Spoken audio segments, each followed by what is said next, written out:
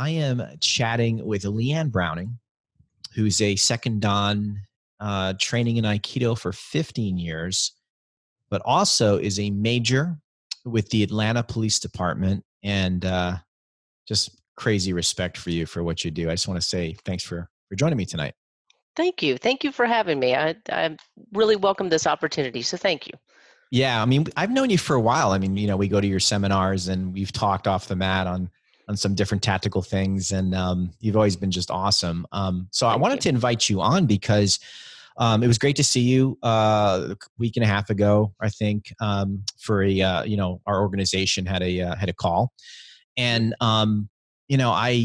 I'm just a big fan of what you guys do, and I think a lot of people out there, especially in martial arts, um, can really benefit if they understand, some of your background, because you've spent 26 years in law Mhm. enforcement and you've climbed the ladder quite high. So I think you bring a lot of experience in a lot of different. I know you've worked in a lot of different units. So I do want to ask you first: is what's been your biggest accomplishment as a police officer? In 26 years. Goodness, my biggest accomplishment, how I measure success is through those that I can help succeed, if that makes any sort of sense at all. So I consider my role for the past several years to be one of the roles is to be a talent scout within the organization.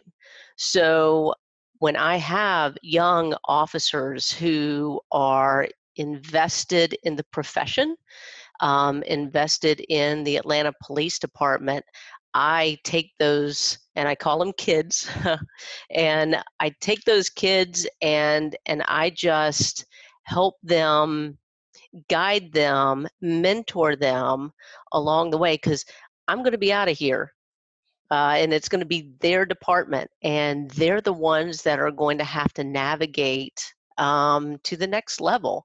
Um, and having that investment, that drive for this profession, because it's one, you're not in it for the money. Right. I liken it to a call to the clergy, actually, because we wear many hats. We solve problems for people. We work with the community, and so uh, finding those diamonds in the rough, so to speak, and being able for them to achieve what they want to achieve, that is success for me. And it's, some days I park in the parking deck and it takes me 30 minutes to get to my office, because of all the people that I see, all the ones that we get. Well, before COVID, you give hugs and ask how their kids are, ask how their assignment is, and so that's I would say my biggest accomplishment. That's awesome. I mean, obviously, with how you've climbed in the department rank wise, that kind of like Aikido rank, that means that you've put so much into it, and you've been able to mentor these officers, and I'm Yes, sure some have been promoted to sergeant, et cetera. So like, yes. they're like your kids. You're Oh, watching them absolutely, grow. Yeah, that's awesome. absolutely, So absolutely. I'm just gonna shoot like all over the place here, Sure. conversation wise. So Aikido, 15 years, Mhm. martial arts. What's been the biggest, you know, the biggest takeaway for you, like the number one, not Mhm. technique, just concept or whatever, that Aikido is given you as a law enforcement professional to make your job easier? So Aikido. So interesting point is I am also a shodan in Oyama karate. Okay. So I started studying karate in college. So Oyama karate, Japanese karate. So I found when I was a very young officer that karate didn't do much for me. When I'm arresting people, that sort of thing. Nobody ever squared up so I could, Right. punch and kick. That's just didn't work. Sure. So that's why I sought out Aikido. And Aikido gave me the ability to um, keep my head up, look on the horizon. Um, it made me understand command presence and zanshin, right? I can remember, I think I was a lieutenant, and I was over a proactive unit of operation. And so I was going to some sort of call, and then I hear my guys yelling on the radio, and they're yelling shots fired, and all of that just amps. You're hearing it, you're looking at where you are, what is your brain is going, well, how can I get from point A to the other? It's all up here. But I remember distinctly that I remained calm, and I drove like a bat out of hell, trying to get to them. And I was in an old Taurus. And so I really don't remember exactly how I got to them, but when I got there, the brakes were nearly gone on the car, and no air conditioning, and so it's about to fall apart. But remaining calm and be able to maneuver through rush hour traffic, going lights and sirens. To me, that's all Aikido. Mm. That's all Aikido. There's that, and the ability to Arimi and Tenkan and de-escalate, right? Yeah. So Stuff. those are big things too that I have learned. Is another example. I was a very young officer, and I was in a beat that was very, very far away from anybody else. So my beat partner was at least 10 minutes away, and I had to Mm. go to a family fight where there had been a barbecue all day long, and everybody had their fair share of adult beverages, and one of the brothers was just not acting right, so he had to go to jail. Mm. And the only way that I knew he was a big guy, Mm. so he said, "All I want to do is get out of here." And so I said, "Okay, well, let me take you to the closest MARTA station." And so I was able to redirect, get him in the car, shut the car, and it wasn't until he realized that he was not going to the MARTA station, but he's in the back of the car at that point. So able to Wow. get him into jail with, didn't have to put hands on him at all. Clearly, anytime, I don't know if a lot of people know this, but I'm curious, in your department, you put somebody in the back of the car, they need to be handcuffed. Yes. So how did you, that was the key to the whole story for me as a civilian, is you redirected, you talked him down, you cooperated, but you had to have said something in the right way to get the handcuffs on him. Yes, That's what I I'm just tell curious. him, hey, it's our policy and Right. procedure, man. Safety for me. Safety for me. Yeah, safety for me. Safety for you. Right. So I want to make sure that you're safe. And when we're getting from to your house to the MARTA station, and so it's like he put it on himself. So I'm I like, love it. cool.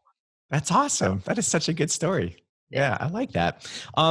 So I want to change gears a little bit to some of what we were talking about on the call, and it's just interesting, today. And I mean, you've been in the department long, so like you were talking about these young officers they're the future, and how you started. The landscape was quite different, even 10 years Yes. ago, 15 years Yeah. ago, 5 years ago to today. So I guess this is going to be a hard one for you, but like, everybody has biases, right? I Yes. have bias to the police. It happens to Mhm. be a very positive one Right. because I've worked with a lot of them and I've trained with a lot of them, and they've been good to me and I've been good to them. So it's a positive thing. But how do we as community leaders, martial artists, in your case, law enforcement, how do we get more people to understand that the majority of people, like I'm gonna throw numbers out in my own mind, like 99% of the people need police. Yeah. They need you guys to have the quality of life that we enjoy. How do we get a lot of the groups of people that don't really understand because they maybe they had a bad experience growing up one time with a police officer, and now Sure. all cops are bad. How do we get them to understand that you guys are really about serving and protecting and helping us go about our days? We don't see Sure. what you see. How do we do that? How do you do that? It's an education process right now. It is an education because a lot of people who don't have interpersonal relationships with police officers don't understand exactly what is expected. Um, and a lot of people derive their understanding of police through um, Hollywood, Sure. through TV, through movies, and then bridge that into social media Mm, and general media, right? sure. So a lot of people don't understand that we are the law enforcement has state and federal local laws that direct how we operate, Right. and case law that directs how we operate. So if some people say, why don't you just let a DUI suspect go? Well, we can't, Sure. because we are obligated Right. to arrest that individual. If we don't, and they get in the car Right. after we've been in contact with them, and they go out and they Liability. kill somebody, we are liable. Hmm. And that's another misnomer, is the whole qualified immunity. Um, we've never had qualified immunity. Now, our Georgia State troopers, they do have qualified immunity because they are under the state. They operate under the state laws, right? Okay. We are a municipality, and Right. so in my 26 years, never have we had qualified immunity. And we are taught very early on that if we go outside of our standard operating procedures, policies that are in place, we're going to get sued. And And then I've some, maybe, right? Yeah. absolutely, Yeah. and I have had friends who have been sued. Again, it is education. Sure. It is absolute education, and we've got to be met halfway on that too. Yeah. Um, recently I've had a number of conversations with folks, and I end it with, we have a Citizens Police Academy, and I welcome you. Please, I will give you an application for you to come and really experience what we do on a daily basis. Sure. And so, in trying to answer your question, there's no quick fix to Right. this, right? Um, and we try to market ourselves better. So, in the past few years, we have our public affairs unit are getting on social media. We have our own social media pages, Facebook page, Instagram, to show the work that we do in the community. Um, but all of that tends to get erased in the Sure. prevailing narrative. Hmm. And it's unfortunate, um, because right now in this environment, we're losing some compassionate um, officers from every single rank, compassionate, experienced, knowledgeable community builders. We are losing, Yeah. and it's because of where we are, and that's such a shame. um, but we have to also, as law enforcement, own our mistakes, right? Sure. We're culpable. um, Under the state laws, when and federal laws, when I first came out of the academy, it was, 3 strikes, you're out. And there was a crack epidemic, the crack cocaine epidemic. And so I was on a proactive unit. I mean, that's what we did is we went after the drug dealers. Sure. And yeah, we made arrest after arrest after arrest. Right. And it did not solve the problem. It was not the right way to go because Yeah.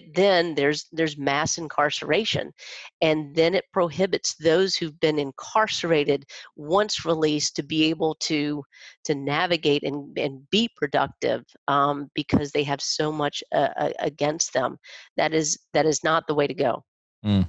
So we as law enforcement have to acknowledge that, but we need also the understanding that that was the laws, that's how we were mandated to operate. Um, but so now we have to build off of that. How are we going to move forward um, with reform? Because honestly, we welcome reform. You always have to be introspective in order to grow. And it's always a growth process when you're talking about law enforcement and the community. So, not sure I answered your question, but on that long-winded diatribe. But it's education. Yeah, that's a great point. I got more for you, but we got to take a quick commercial break. I'll be right back. Imagine there's no illness. It isn't hard to do. Nothing to stay inside for, and no mass media too. Imagine all the people living life in peace. Ooh. They may say that I'm a dreamer, and the world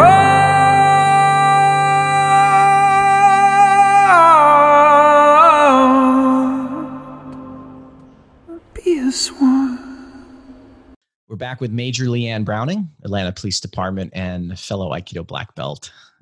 So I just want to summarize for a second because you made some great points, and you left it with, hey, you guys are human beings. You make mistakes. It's not all. We got to own our mistakes. You said so. I just think that's huge for you to say that, because I think in today's climate, you guys have to deal with some nasty BS that's happening, nationally, and it filters into, your own department. So I do want to ask,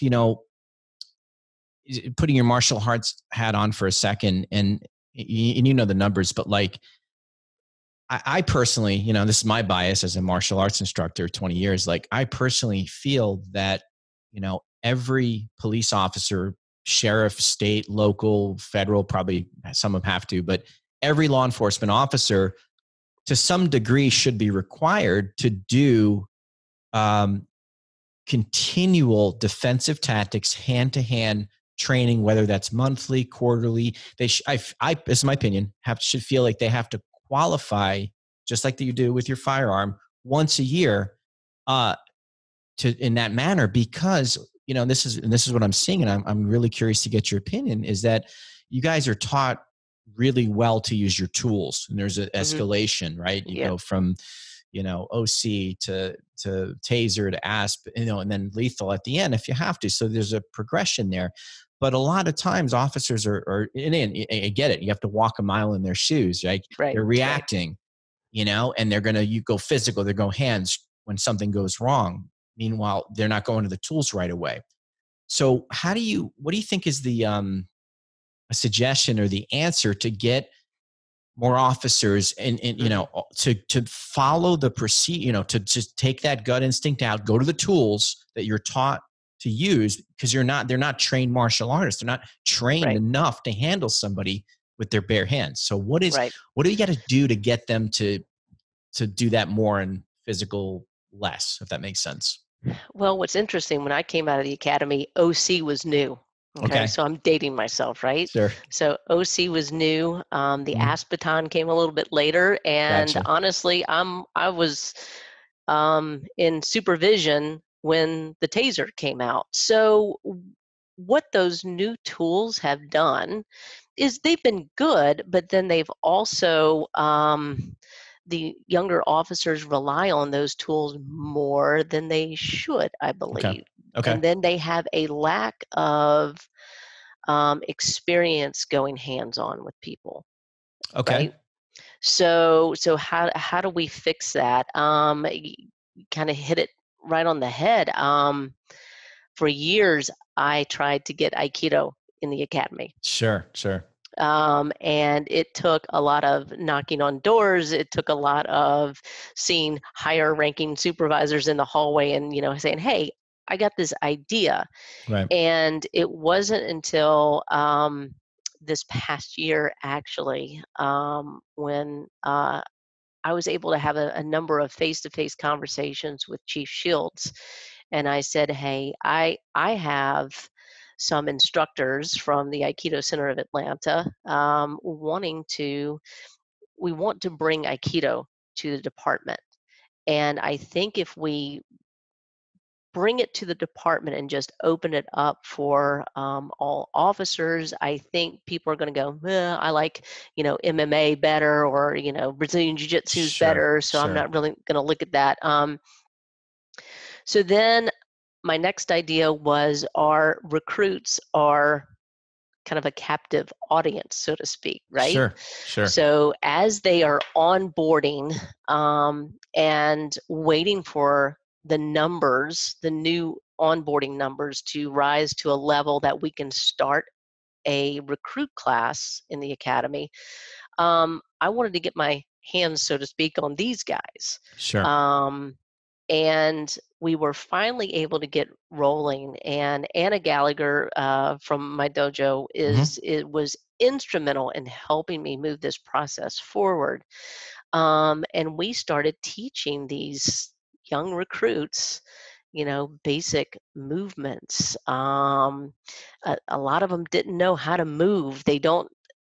So we started with just the absolute basics, and we got about six weeks in, and there were a number of recruits who were into it. They were like, "This is awesome." Backing up though, I had to really butt heads a few times with our defensive tactics instructors, because their ideas are sometimes not in line with Aikido principles and that sort of thing, and so that was interesting to mitigate, but we pushed through, and we were teaching them for 6 weeks, and then COVID hit. So that really put the kibosh. It definitely has not. We will come back. Yeah. And we will do it again, because I believe in it. I now have some data that shows the acceptance by these recruits. Now, there was a few times where we had to tell them, I said, listen, I'm not here to teach you to be a street fighter. What I'm here to teach you how to do is how to move, and your my eye with an individual, your command presence. This is what you will learn in Aikido. Yeah. And I really wish that I had them for longer, so that we could build off of these principles. But what's interesting is the tenets, the philosophy of Aikido really mirrors our use of force, standard operating procedure. So Aikido, you want to use that force that's only necessary, right? Right. That Totally. is exactly what our use of force is. We will use that force necessary to affect the arrest. That's awesome. So it went hand in hand. Yeah, I applaud you on that, and I know you'll pick it back up again. It's so interesting, right? You think about your 15 years in Aikido and you're 26 in the department, and you finally got through. Like, no, I mean, you just never quit. I think that's awesome. It's so funny when people come into my dojo and they're like, what's the difference between karate and Aikido? I studied a Japanese style, a different one, and when I was younger, and I said, look, there's completely different philosophies. There's different ways we go about the confrontation and then what we're doing physically. But I said the basic example, and this is why I moved to Aikido from karate, was like, let's say you're walking down the street, somebody comes up and taps you on the shoulder. The karate guy turns, just slams the guy in the face, right? Yep. And the Aikido guy turns with my eye and say, hey, what's up? And the guy's like, oh, I just wanted to let you know you left your lights on in your car, right? The karate guy, you have a lawsuit and a black eye to you. Yep. But that's great. I want to go back to something you said earlier. I just want to build on this if you can. What did you mean when you said they learn these tools, OC, spray? By the way, all my cop friends tell me that they'd rather be tased 100 times in a row than pepper sprayed once. It's miserable. Yeah. It's effective, really effective when you have to use it. Yeah, but it affects you. It can, sure. But it affects me. Yeah, no, for sure. It's not a, magic or silver bullet, so to speak. But what I wanted to ask you is, where you feel they need to be physical before they go there. And what I'm talking about specifically, and I'm curious is your opinion, is when I say go to the tools and then it's when you have to arrest somebody, you have to detain somebody. And then there's a problem because they act like they're going to cooperate, then they resist. So what do you mean when you think that they go to in generally law enforcement goes to tools before physical first, where they're relying too much on the tools? What did you mean by that? It's easy to go to a taser. Sure.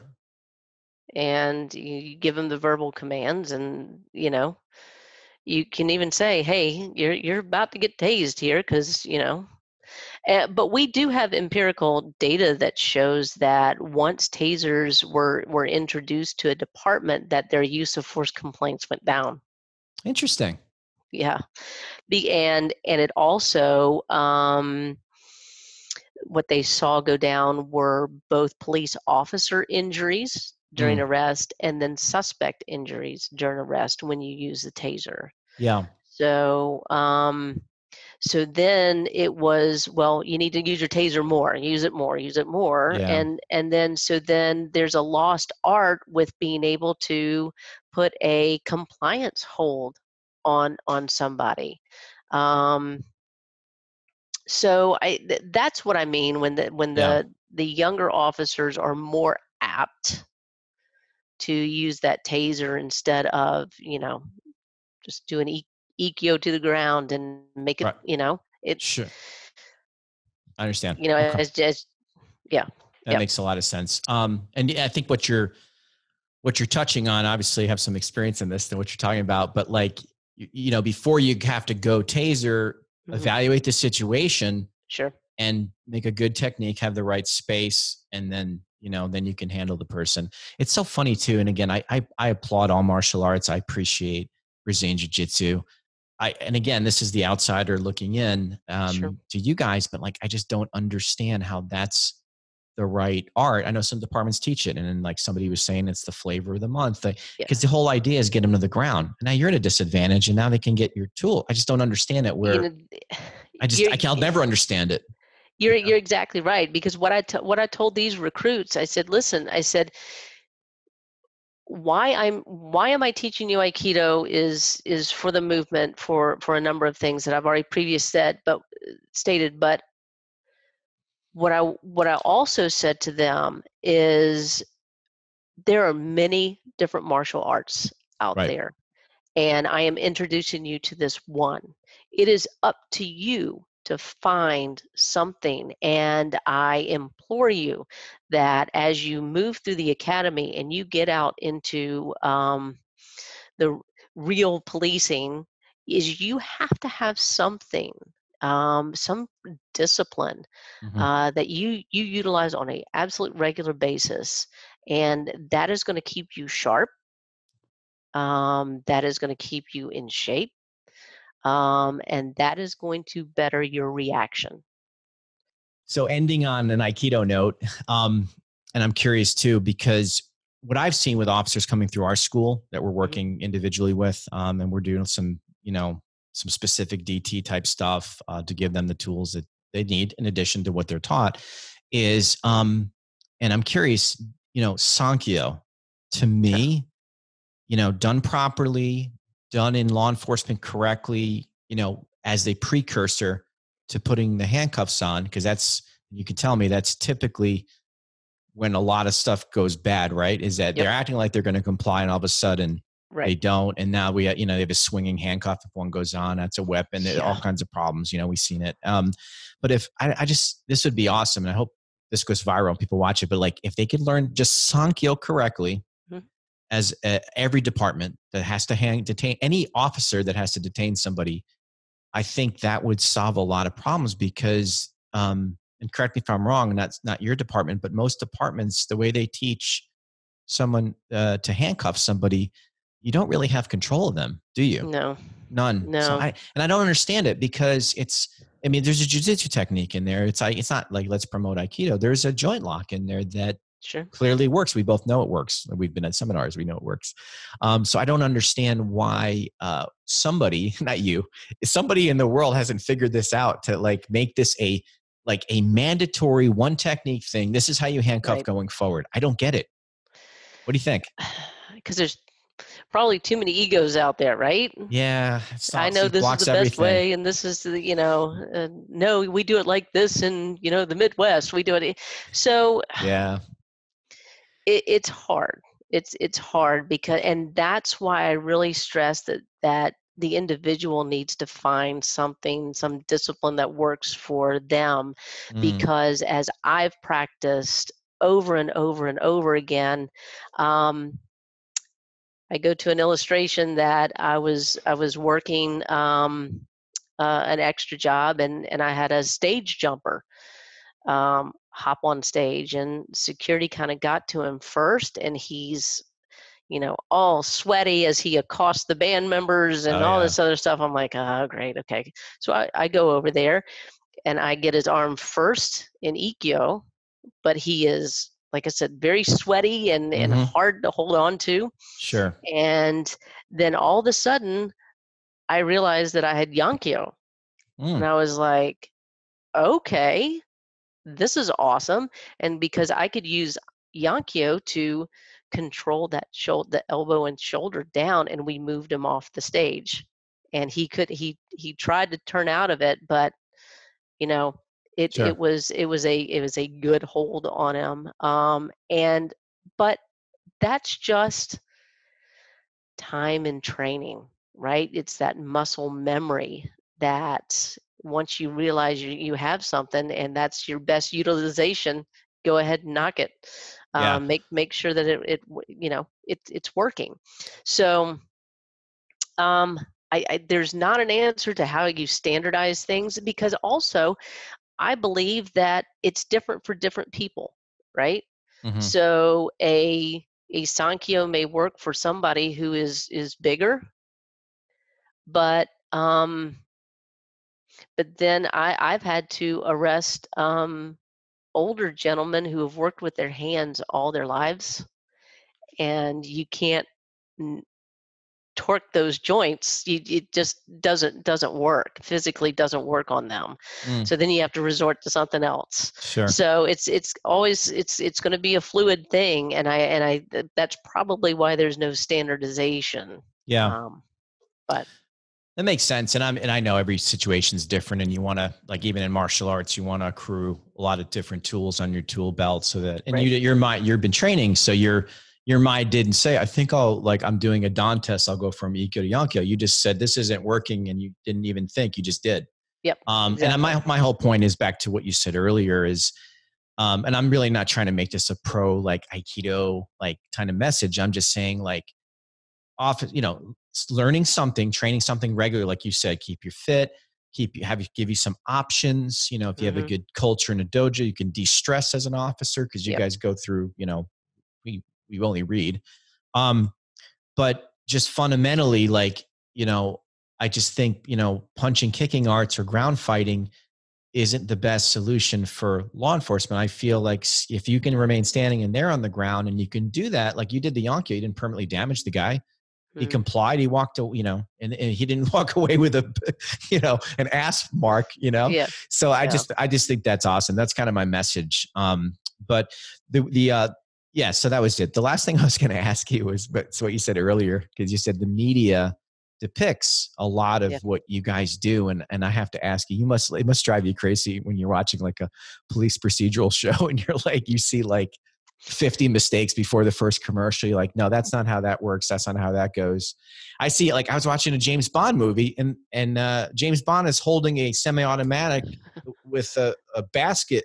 Is that the bread and basket grip? I'm like, did somebody not teach the guy how to hold this correctly? Anyway, that must drive you crazy. Yet laugh, right? Yeah, it does. I have to say that Law and Order, they have a good writing team. Yeah. And these are, former NYPD detectives and Sure. that they employed. And I say that was the truest form of Gotcha.